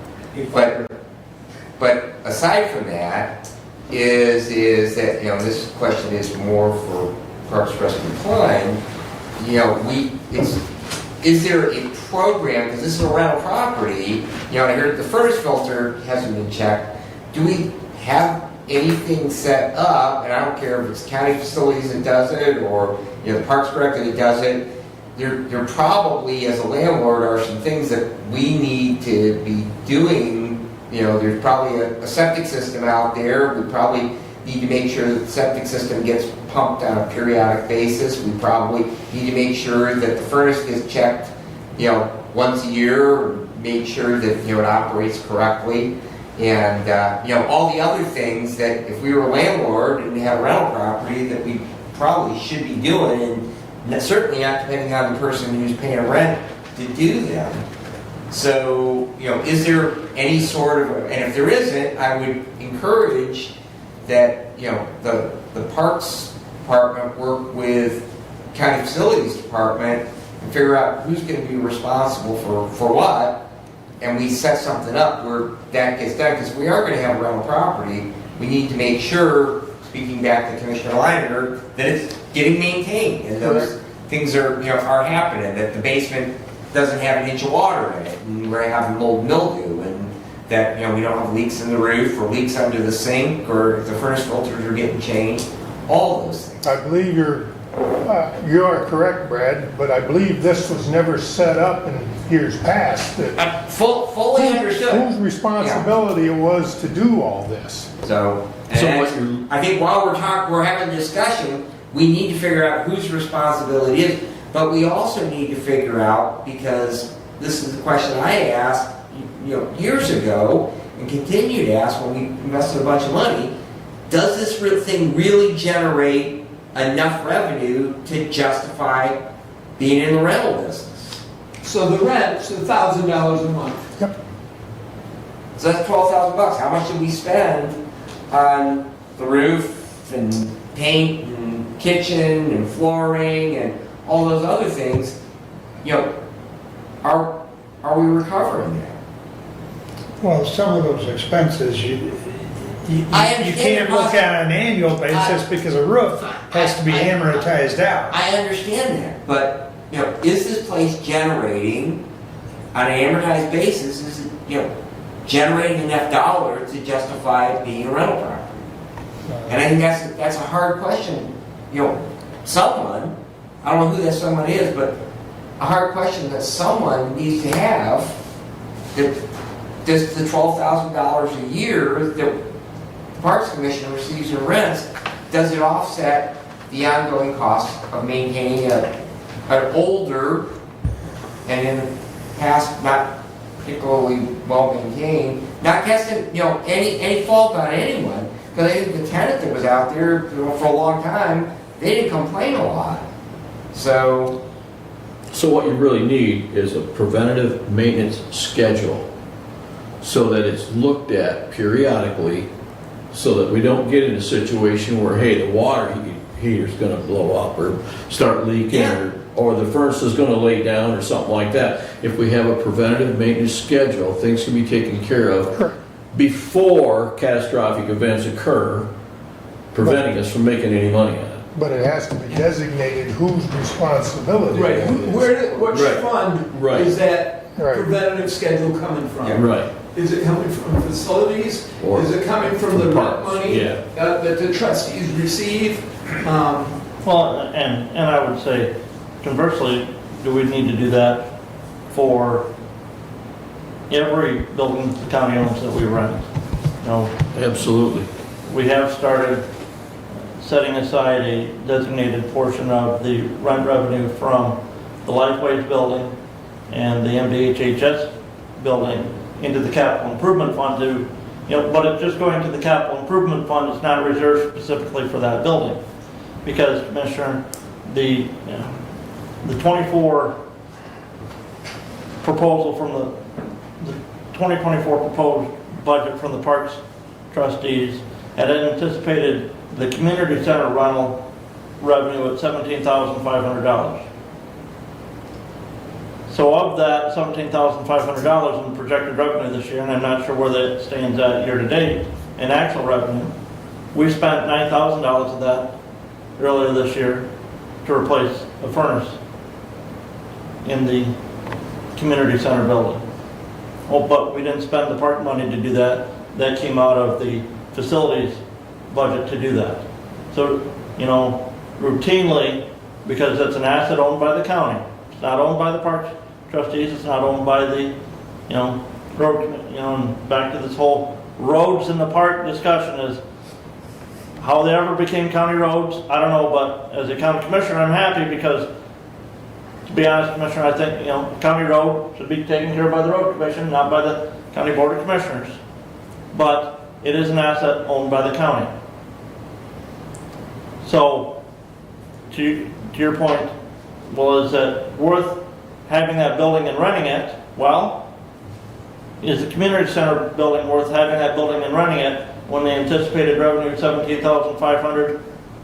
We had to put a new furnace on that this year. And we will request, as I understand it, a roof for 2025. Right, and I've not seen that request, and I talked to the facilities director, that request is not in yet. You know, we're talking about a door on the back of the community center that the last figure I heard was 3.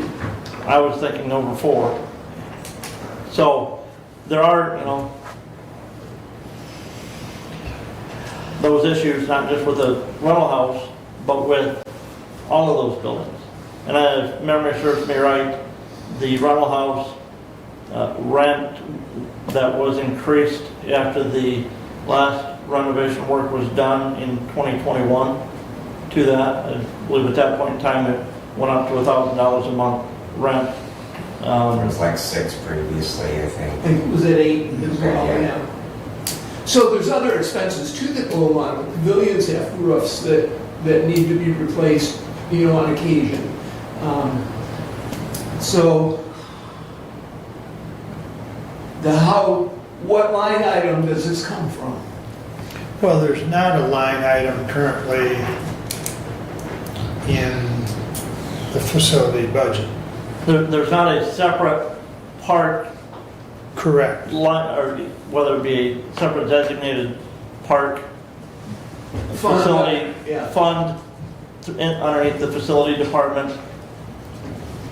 There's the parks trustees, when they send us their proposed budget, they do include some cost for some maintenance stuff, but it's very minimal in that maintenance. But They have been setting aside some money from the rental revenue on the house for maintenance on the home, on the structure. historically, over my time, facilities has assisted in taking care of things at those two buildings because technically those two buildings are county buildings. Now, is there money in facilities? Not by specific line. But I think at this point, I mean, we've got a couple things we need to get that house cleaned and get it rented because it's just sitting there as a dead asset otherwise. Pardon me? It's costing us money, that's it. Exactly. The other thing is we need to make sure that community center is secure. So the two issues really at hand today is authorizing facilities to move forward or authorizing the park trustees to move forward with getting a door and getting a cleaning service. Because I think that's the most rational way to do it, is get a cleaning service in there, get it cleaned, and get it rented. So I think if you're gonna make any sort of motion, Doug, that would be my recommendation, to get facilities and parks the authority between the two of them to get that done. And yes, we may have to pull it out of the contingency, but that's also They would set aside for contingencies, Correct. things like that. correct. So, And,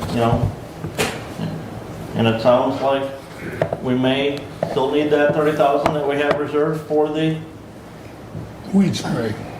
weed control. well, I'm a little bit encouraged by what Mark has said as far as Fish and Wildlife, U.S. Fish and Wildlife. So that discussion is ongoing.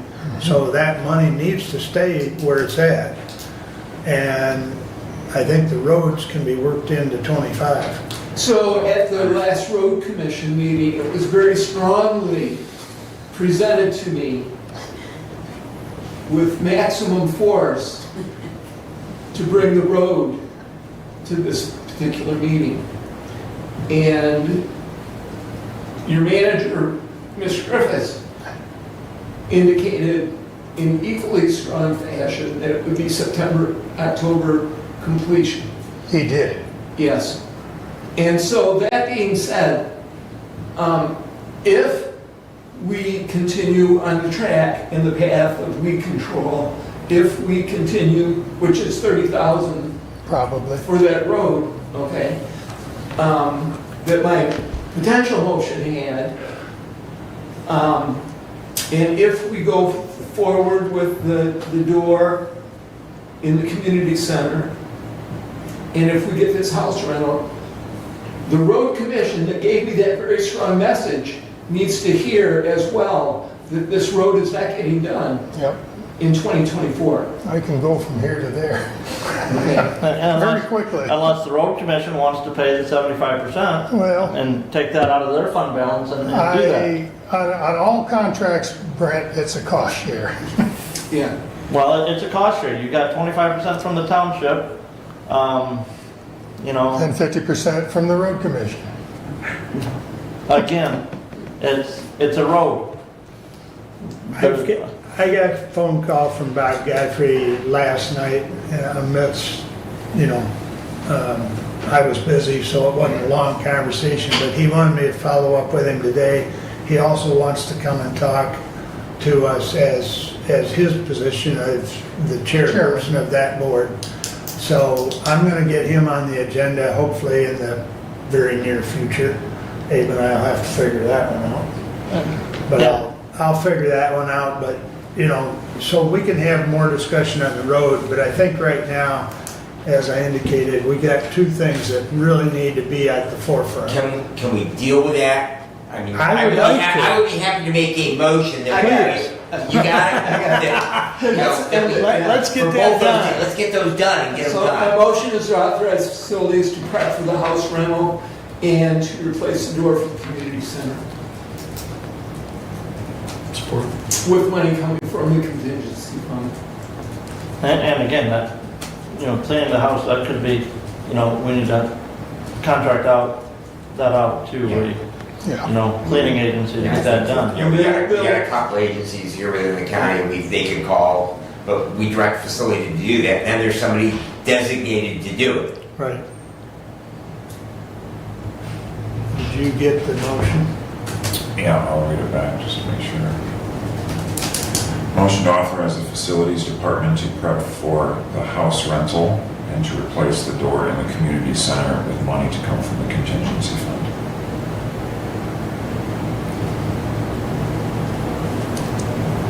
Who supported that? I did. Steve, Brad, one. Okay.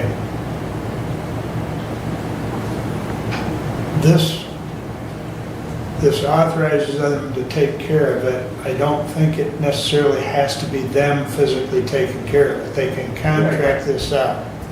So I think that needs to be very clear that we're expecting the work to get done ASAP. And since they have limited staff, I will make sure they get that message. okay. I think that kind of done where this discussion is. And to that, as part of that, if we could perhaps get facilities just to kind of get eyes on furnace, water heater, those other mechanicals, walk through as part of this prepping the house to get it, so that way we know everything is back to good condition before we hand it over to a new tenant. Okay? Well, we have a liability exposure if we have a malfunction in that furnace that causes the CO2 exposure.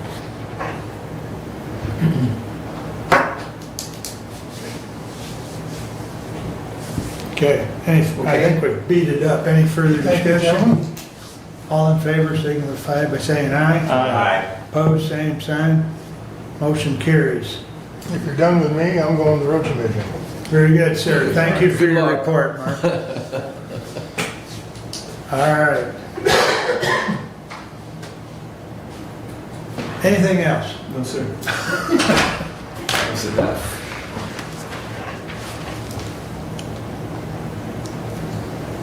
All right, moving right along here. Lifeways, Mary Beth, I think, covered everything that I was going to. I've been busy running back and forth with committee meetings on that, but, and of course, we had the board meeting last week, M. Jackson.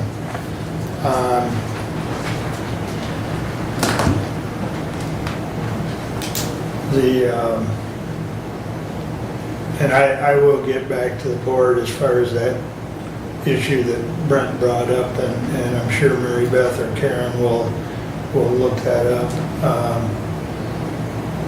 Because, yeah, we definitely don't want to be in violation or anything.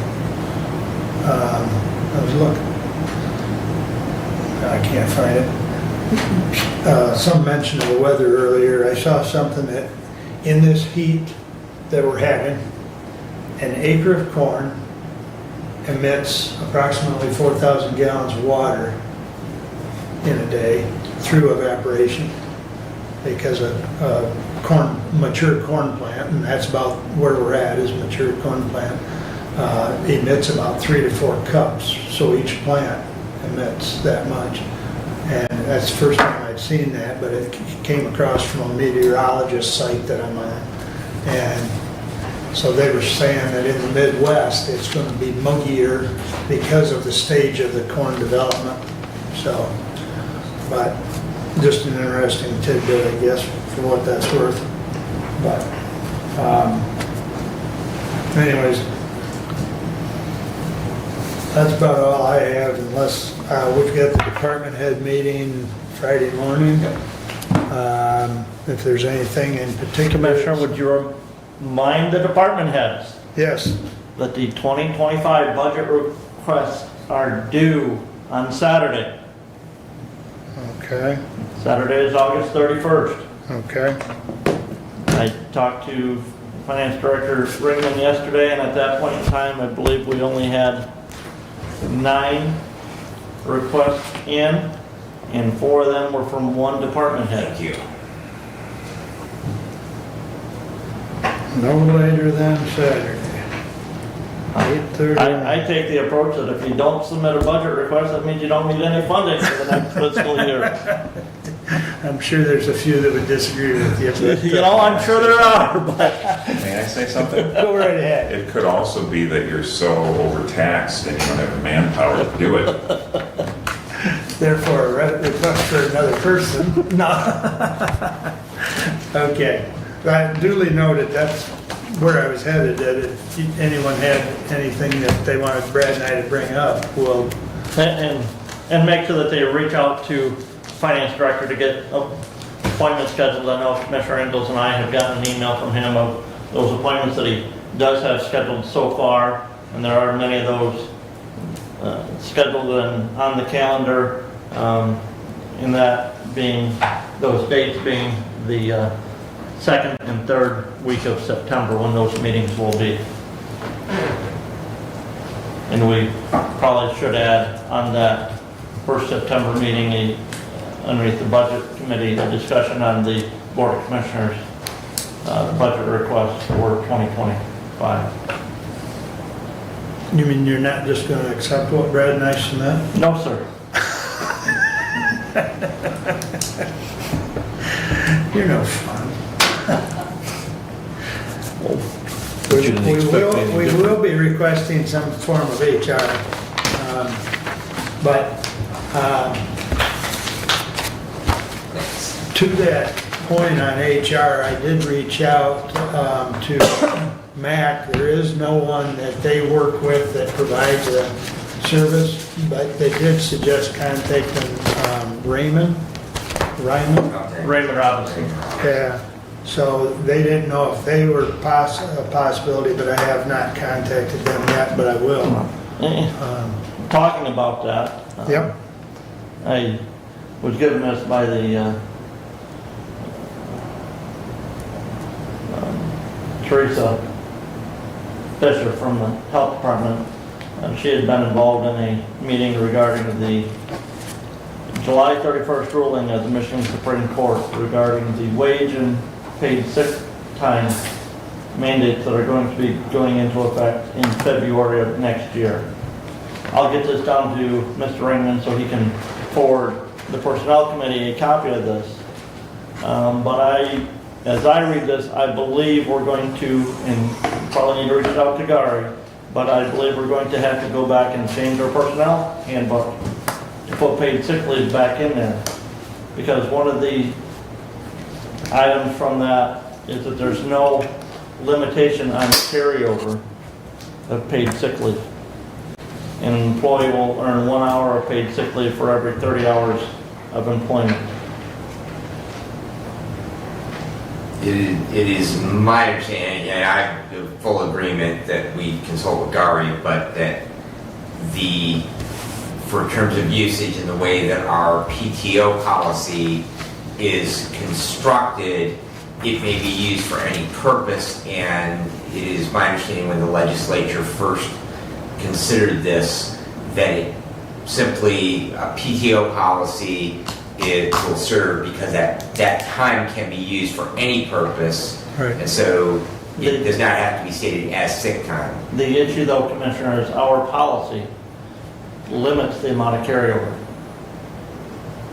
And as the Supreme Court has dictated from their ruling that was, in essence, removing the amendments that the legislature did in 2018, after they adopted and then amended after the election, employees may carry forward unlimited leave time. And our paid time off policy limits the number of carryover hours that can be carried over from year to year. We may have to look at our contracts with, I mean, we will be renegotiating new contracts next year with our sheriff's unions, but we have contracts in place with our 911 unions. Those will We be have- renegotiated next year too.